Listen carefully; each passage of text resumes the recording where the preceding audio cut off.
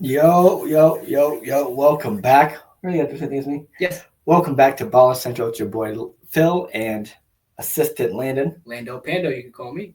Okay, Lando Pando.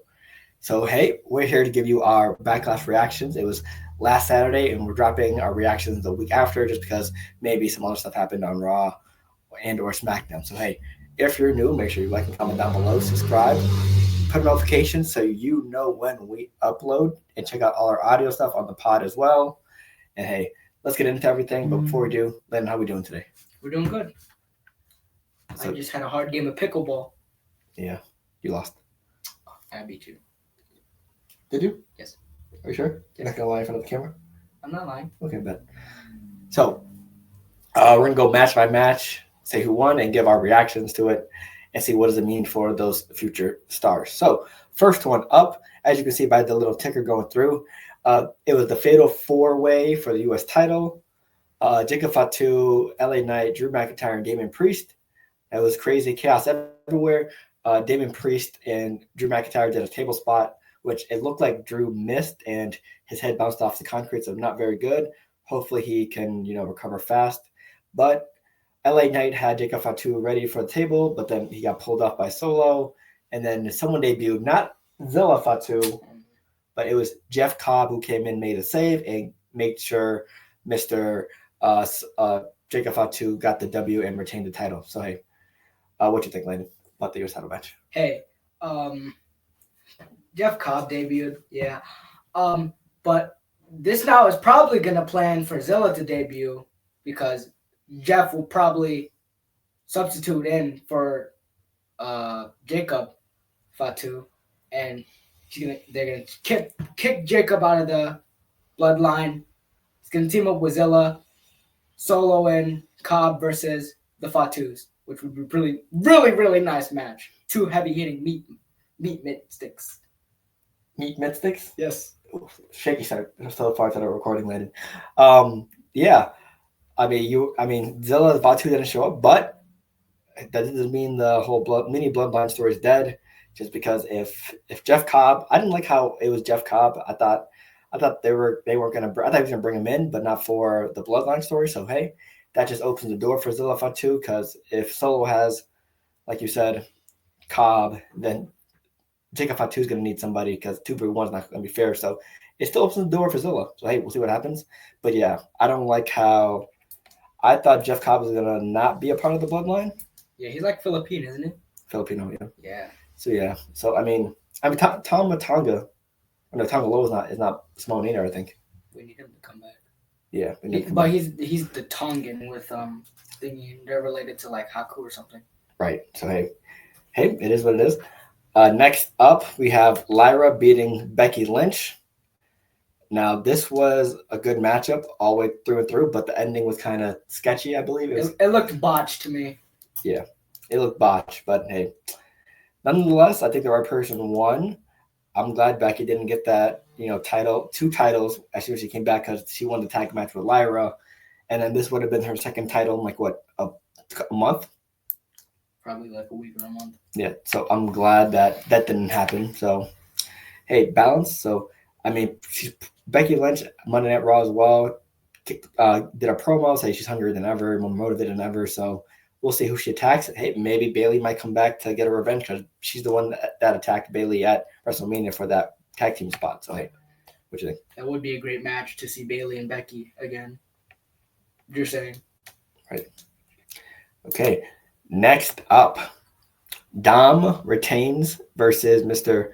Penta, Mr. Smooth Operator. Yep. Boom.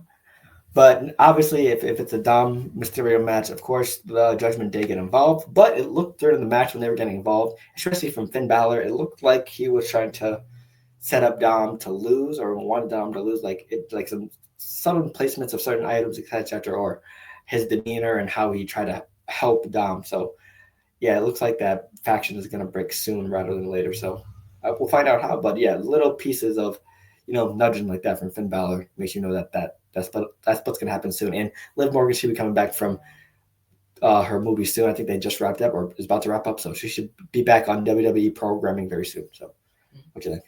Yeah, I think Finn's definitely turning face. That one spot where Dom or Penta was doing a crossbody, I did not see Finn at all. He was there when all three of them were like grouped together, but when Penta was doing that, I did not see Finn at all. I did not. I was looking, I was looking all over the TV to find him, but I couldn't find him. So he might turn face at this point, get a push. Maybe with AJ Styles, Perez, some people like that, make another like a Bullet Club in WWE. I know people want that.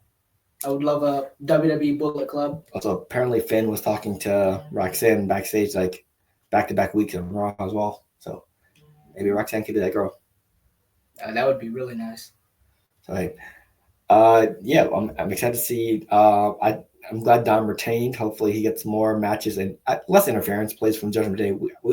I just want to see his moveset and see if he can actually cook or not. Which he didn't have some good matches so far. I just want to see him. I know he's a heel, but I won't see him win clean once or twice. So hey, next up, Gunther versus Pat McAfee. Now, even Michael Cole got involved. He said at the beginning of the show, "I'm going to be biased the entire time because F Gunther." But yeah, it was basically just Gunther just showing off, trying to do whatever he can to hurt Mr. Pat. But then I think throughout near the end of the match, Michael Cole got involved, grabbing Gunther's leg, trying to get any advantage he could to help Pat McAfee win, but it failed and Gunther won. But at the end of the match, post-match, Gunther almost shook his hand, but did a little salute to Pat McAfee and Michael Cole. So maybe a face turn from Gunther. What do you think? That would be really interesting, and I would actually like it if they experimented on face Gunther. I don't think we have seen Gunther be face at all. I think he's just known as a heel. It would be really fun if they experimented on him being like face, maybe facing the Judgment Day, or going for titles as a face. It'd be really interesting. But Judgment, I don't know if he goes against the Judgment Day. I don't know. And anyone maybe in the world title picture as a face, that would be very interesting. Well, because right now it's Jay. Yeah, he's the face. And he did say he was going to go with Gunther one-on-one again after Logan Paul in Saturday Night's main event. Yep. So yeah, Phoenix. I think he's doing it 2 days after Money in the Bank, because he said, was it June 9th? Mm. So, do you think that maybe someone cashes in on that Gunther and Jay match, or because we know Jay's probably going to win Saturday main event, so or maybe someone cashes in, because that's 2 days after Money in the Bank, so it's definitely possible that someone. There's no way you say the exact date. It's right around Money in the Bank and nothing happens, right? Mm. That's possible. Like, and next up, last up, the main event: Randy Orton, John Cena one last time, and there's definitely a lot of callbacks to their previous matches. The RKO, the attitude adjustment into the RKO, and other slight moves and a series of moves. So, yeah, there's dirty deeds involved as well. Just because John Cena's involved, he used the title to his advantage. There's 2 or 3 refs involved. The whole SmackDown backroom locker room got involved. SmackDown management got involved. Nick Aldis, Randy Orton, RKO'd like 5 or 6 different people, including Mr. Aldis. So maybe Randy Orton versus Aldis at SummerSlam, because Nick Aldis can only get RKO'd so many times before he actually does something. So maybe they're teasing a Randy Orton versus Aldis match. Even though we get it at WrestleMania, we might get it at SummerSlam. So yeah, and then John Cena ended up winning because he took advantage and basically did the dirty things. But after the match, he was kind of looking like, maybe I don't want to be heel no more. So maybe we might get a Cena face turn maybe soon, maybe post SummerSlam, or maybe near Survivor Series. But hey, we'll find out. What do you think? Yeah. Cena was like when he was going down, jumping off the ring, he looked like he was contemplating whether he wanted to do this, because everyone in St. Louis was saying, I'm pretty sure they were saying thank you, Cena, and it's like, I think Cena was getting a little emotional and maybe regretting thingy. In my opinion, I don't think the heel has worked, because he's so lovable by everyone, and they're just like cheering him on. And yeah, I think we might see an inevitable John Cena face turn sometime in the future. Well, I mean, he also did say he's not a heel. He's just someone that is tired of the negative side of the WWE fan base, because he was saying, oh, yeah, of course there's the people that cheered me, but there was always the people that said I sucked or didn't want me to win, etc., etc. So I think he said like I'm not a face, I'm not a heel, I'm a human being, etc., etc. So hey, maybe if the WWE audience, turns how they feel instead of no more boos, maybe all cheers. For me, my turn as well. So, but then I also mentioned the SmackDown locker room, SmackDown front office. So like Jamie Noble, you saw did Jason Jordan show up? Maybe Jason Jordan. Nick Aldis, like 3 or 4 other people got RKO'd, and near the match before it ended, R-Truth got involved to save his childhood hero from winning the championship. Randy Orton RKO'd him, threw him over the top rope, and then John Cena got the win with a low blow. And then later on in the press conference, R-Truth did get RKO'd by John Cena. RKO'd. Psych, I lied. Attitude adjustment. That if that doesn't set up a Saturday Night Main Event clash, I don't know what does. Because, I mean, there's no way R-Truth is just going to take an AA like that and not do anything about it. It's R-Truth. Right. And plus, it'd be nice to get a comedy match in for John Cena's last run. Mm-hmm. Or maybe it could be the R-Truth that, the heel R-Truth. Who knows? Or like a more serious R-Truth, not heel. I'm thinking it might be like the same thing at their match at Capital Punishment Weight like a couple years ago, but more like people weighing in R-Truth's favor. Yeah. So hey, we'll figure out how that goes because I'm interested to see how R-Truth responds tonight in SmackDown since we're recording during SmackDown and the Celtics game, which are losing. So, yeah, I just want memorable moments for John Cena's last run and R-Truth. Maybe he might have some funny tactics on the line. Maybe he decides to say F it near the end of the match and say, "You're my childhood hero. I can't beat you." He just takes the pin. That'd be hilarious. But yeah, I mean, we'll see how that turns out. SmackDown. If you're watching this, we're uploading this like we're on Saturday, so about a week in advance. So Raw happened, NXT happened, and SmackDown happened. So hey, next up is Saturday Night Main Event. Right now, Jey Uso versus Logan Paul.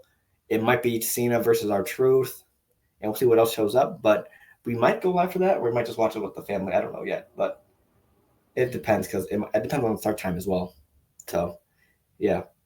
Also, you like to announce your Cody Crybaby replacement until Cody comes back, right? I will now be representing Jey Uso until Cody Rhodes returns. Yeet. Okay, so hey, that is the recap. Pretty quick recap because no Elijah this week. Obviously, plans and stuff like that. Life is lifing. Adulting is adulting.